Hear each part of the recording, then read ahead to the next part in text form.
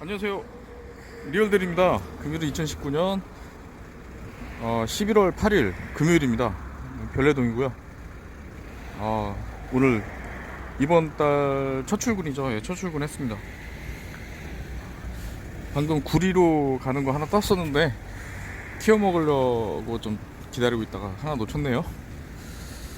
현재 시간 3시입니다. 와, 오늘은 입동입니다.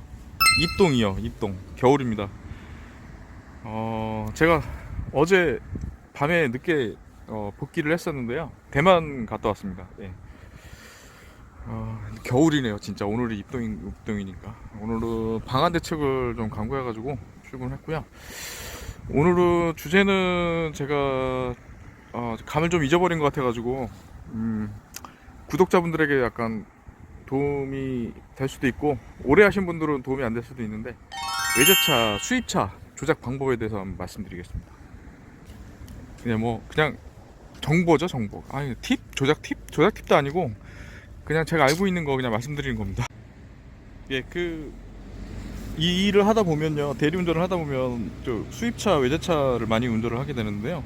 처음에 하시는 분들은 좀 이렇게 후덜덜 하실 수도 있습니다. 좀 긴장되시고 하실 수 있고요. 처음에는 시동도 못 걸고 하는 경우도 있는데요.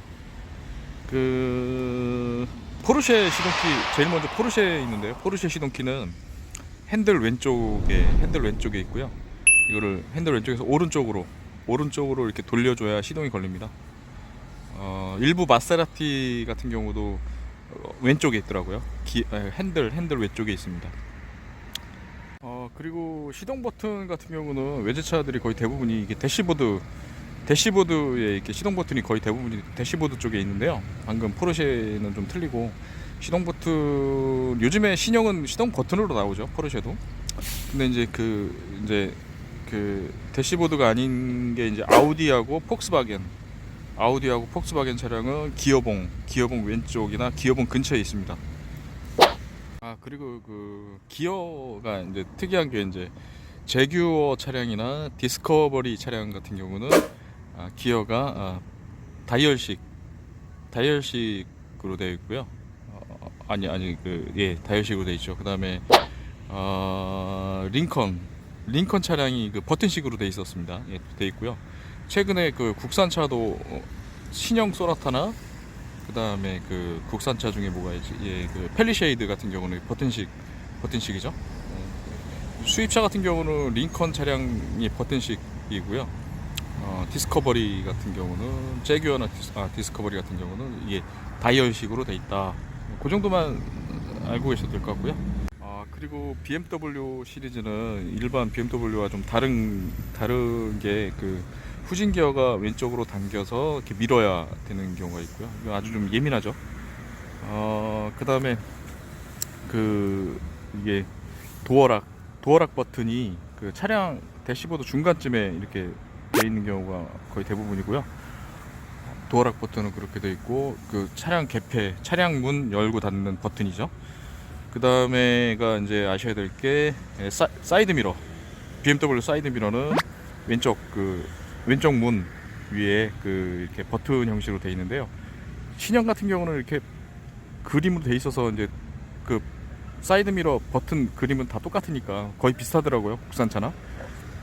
그렇게 이제 표시가 되어 있는데, 구형 같은 경우는 아예 보이질 않고 감으로 이렇게 열어야 될 경우가 좀 자주 있죠. 찾기도 어렵게, 깜깜한 데서는 찾기가 좀 어려운 경우도 있습니다.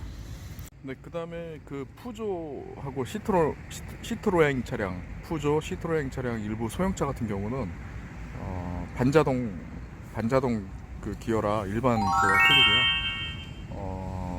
주차를 하고 나서 주차 파킹 위치가 없어요. 그래서 중립 위치에서 시동을 끄면 자동으로 파킹이 됩니다. 그래서 당황하지 마시고, 혹시 모르면 좀 걱정스럽고 하면 차주분한테 여쭤보면 잘 알려주니까요. 푸조하고 시트로엥 같은 경우는, 그래서 중요한 게 이제 중립 위치에서 시동을 끄면 자동 파킹이 된다는 거. 네. 그거만 명심하면 될 것 같습니다. 이게 처음 수입차나 외제차를 운전하시는 분들은 이게 그 좀 이렇게 그 걱정을 많이 하는데요. 그럴 때는 솔직하게 차주분한테 얘기를 하시고 처음 운전한다 이렇게 얘기하면 시동 거는 것부터 해가지고 자세히 알려주시는 분들이 거의 대부분이고요.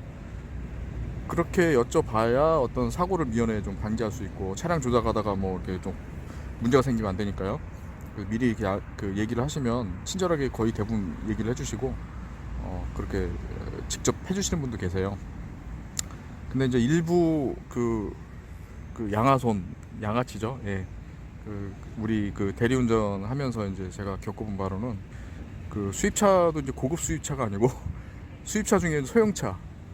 제가 예전에 영상 올렸는데 그게 이제 대부분 뭐라 그래 카푸어에 해당되는 분들이 계세요. 그런 분들은 대리기사보다 더 걱정스러워하는 눈빛으로 대리운전 기사를 보죠. 혹시 이 차 몰아봤냐, 이 비슷한 차 몰아봤냐 하면서 걱정을 많이 하시는 분 계세요. 그런 분들은 저 같은 경우는 코를 몇 번 뺀 경험도 있고요. 차에 대해서 너무 민감하게 생각하시는 분들은 나중에 이제 주차부터 해가지고 어떤 운행 중에 약간 문제가 생겨도 이렇게 좀 확인하는 경우도 있고 막 그런 경우가 너무 이렇게 좀 해서 스트레스를 좀 많이 받는 그런 경우가 있거든요. 그래서 그럴 때는 과감히 코를 빼는 것도 하나의 진상손을 피하는 방법이라고 저는 생각을 합니다. 네, 결론부터 말씀드리면 외제차는 겁낼 필요는 없습니다. 겁낼 필요는 없는데요. 못하는 차량은 아니다. 네. 하다 보면 이제 자신감도 붙고 하는데 예외인 차가 있죠. 뭐 람보르기니나 그런 차 또는 뭐 페라리 같은 차량 같은 경우는 예외. 슈퍼카죠, 슈퍼카. 몇 억 이상 하는 차니까요. 저희 대리운전 보험으로 보험 적용이 된다 하더라도 커버가 불가능하죠. 예. 저희는 몇 천만 원짜리고 보험이. 근데 이제 그런 차들은 몇 억 이상 하는 차들이니까 좀 그런 차들은 피해가는 경우가 맞는 것 같습니다.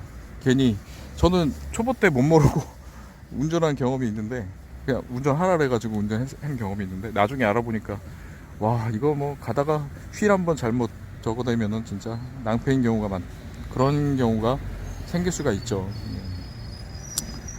그래서 외제차는 뺄 때는 과감하게 빼야 됩니다.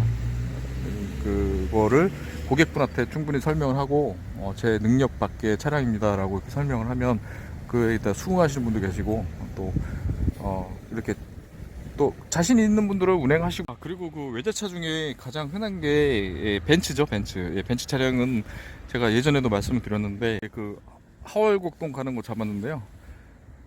그것 때문에 빨리 좀 마무리를 해야 될 것 같습니다. 벤츠 같은 경우는 왼쪽에 기어봉 2개 중에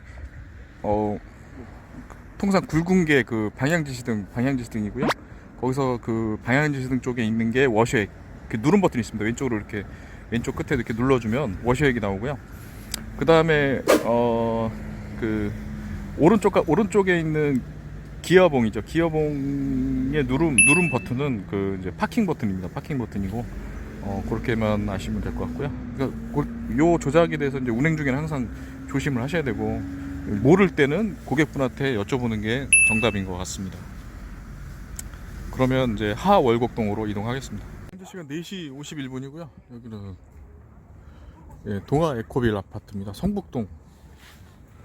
여기 운행이 종료되었습니다. 상월곡역인가 쪽으로 요금은 자동 결제됩니다. 그래서 여기 휠 타기가 좀 어려운 동네라 지하철 타고 석계역 쪽으로 이동하겠습니다. 와, 금요일이라 차도 많고 차들이 쌩쌩 달리네요. 조심해야겠습니다. 네, 방금 운행 콜은 경유가 세 군데 있었는데요. 부르신 분이 좀 바빠가지고 일행분들께서 중간중간에 그냥 대충 내리셔가지고 일찍 끝났습니다.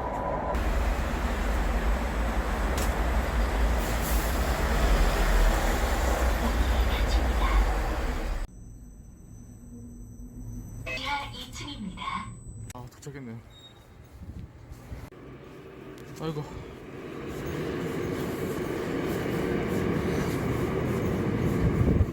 와, 금요일인데 역시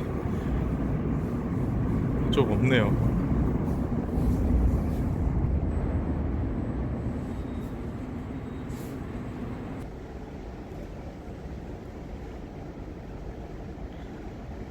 아 진짜 웃음이 나오는 지혜로운 시 같기도 하고. 혼자 웃는 이유.